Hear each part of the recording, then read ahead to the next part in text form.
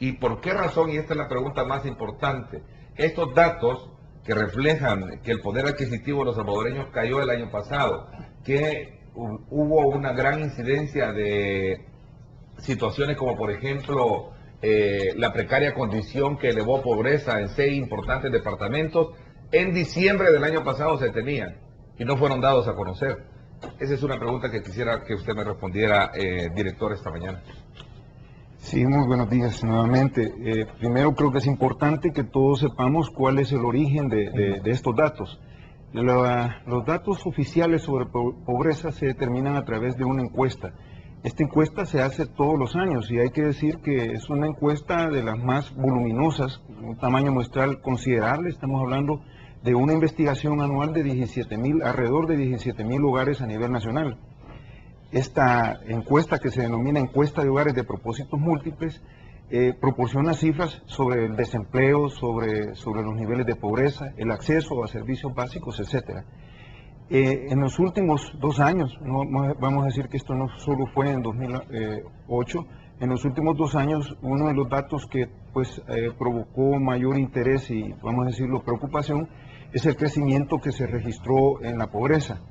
Por ejemplo, en el 2008 pudimos apreciar que si bien los ingresos familiares crecieron por el orden del 4.5%, llegando más o menos a un nivel promedio nacional de $504, la inflación creció a un nivel mayor.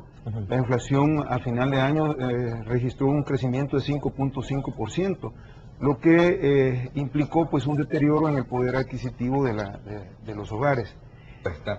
¿Qué tipo de familias son las que fueron afectadas o elevadas a esta categoría?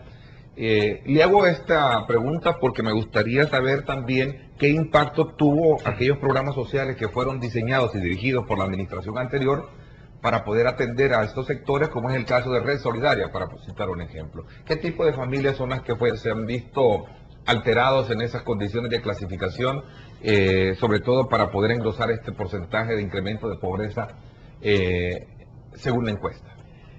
Quizás digamos, un fenómeno muy importante que se da normalmente cuando se experimentan este tipo de crecimientos en los precios y en general en el costo de la vida, es que aquellas familias que están en la frontera entre, vamos a decir, ser no pobres y ser en el borde de la pobreza, son las que normalmente se ven afectadas.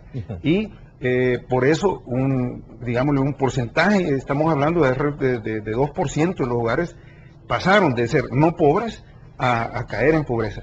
Igual hay otro conjunto de familias que estamos hablando también de un porcentaje de alrededor del 2 al 4%, de familias que están en la frontera entre la indigencia y una pobreza que denominamos relativa. También cayó ya dentro de unos rangos de pobreza que pues son prácticamente las que son objeto de la política pública en todos los países. ¿Qué efecto pudo haber tenido los programas sociales? Pues en general lo que los programas sociales persiguen es reducir el impacto de la pobreza.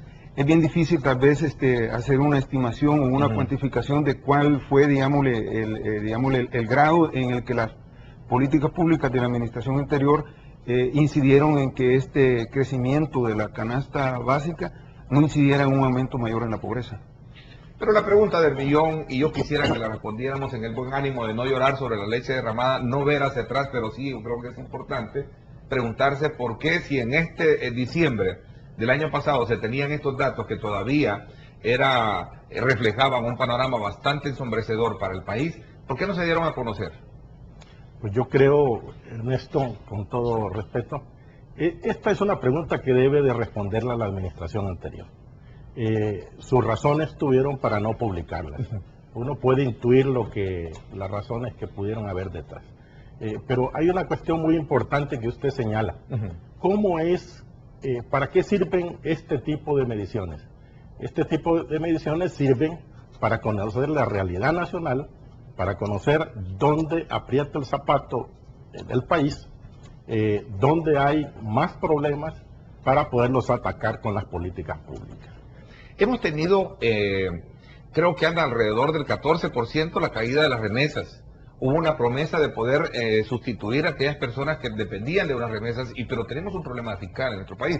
¿Cómo ese panorama tan ensombrecedor ustedes lo están visualizando de cara a poder darle, tal vez no fiel, aquí no se trata de venir a cumplirlo, aunque yo creo que el pueblo demanda cumplimiento de sus promesas, pero sobre todo también de atención, porque si no, al final de cuentas vamos a terminar en la calle todos, es decir, si no le damos atención a la situación crítica que vamos a afrontar? Sin lugar a dudas, recordemos que cuando se recibió las cuentas nacionales, de repente se encontró el gobierno del presidente Funes con un hueco fiscal tremendo, mucho más grande, mucho más profundo de lo que se decía públicamente.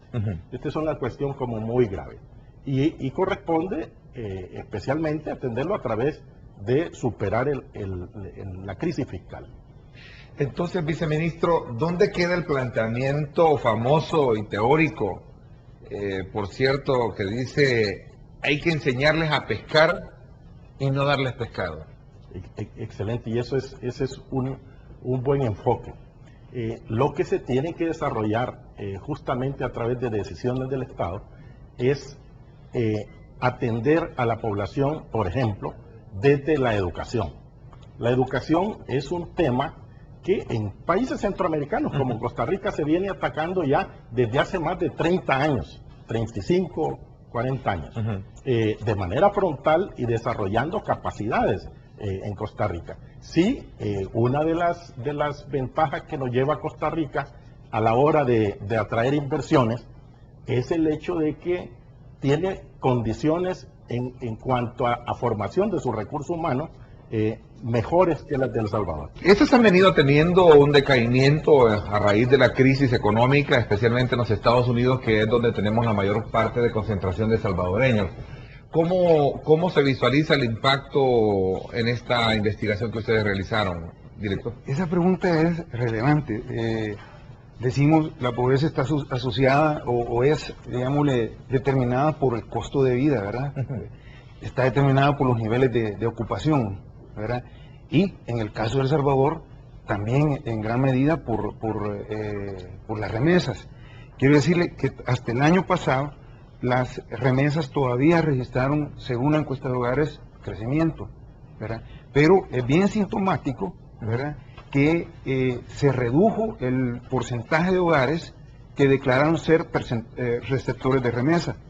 ¿Cuál es el rumbo que llevamos con respecto a esta tasa de crecimiento lamentable que hemos tenido en el tema de pobreza?